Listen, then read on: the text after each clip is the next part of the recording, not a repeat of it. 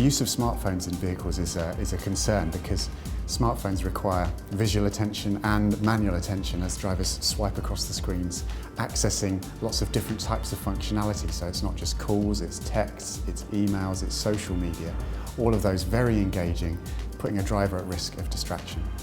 We've developed a robust protocol for the assessment of in-vehicle systems, so we tested the Romex Driver Distraction Prevention app through that process, and we've awarded it highly recommended status.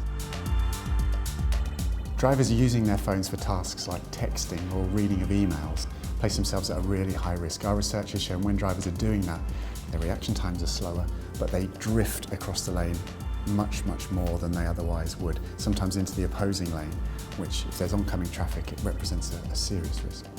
A recent observational survey by the Department for Transport found that 1.6% of drivers observed were using a mobile phone.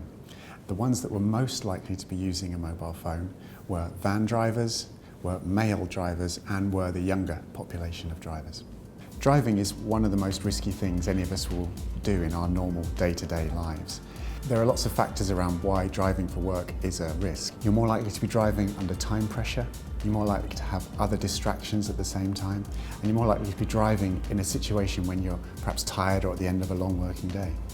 We've compared driving whilst at the legal limit of alcohol to driving whilst using a mobile phone, hands-held and hands-free. And we find that when you're using the mobile phone, your reaction times are actually slower than at the legal limit of alcohol.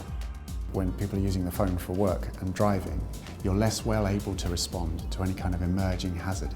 It means an accident that otherwise could have been avoided might end up happening, or an accident that might have only resulted in injury might end up being fatal. Driver distraction has been studied for more than 50 years, and the results are clear from a variety of different types of experiment. Drivers who choose to engage in secondary tasks are at increased risk of collision. We're not good at multitasking.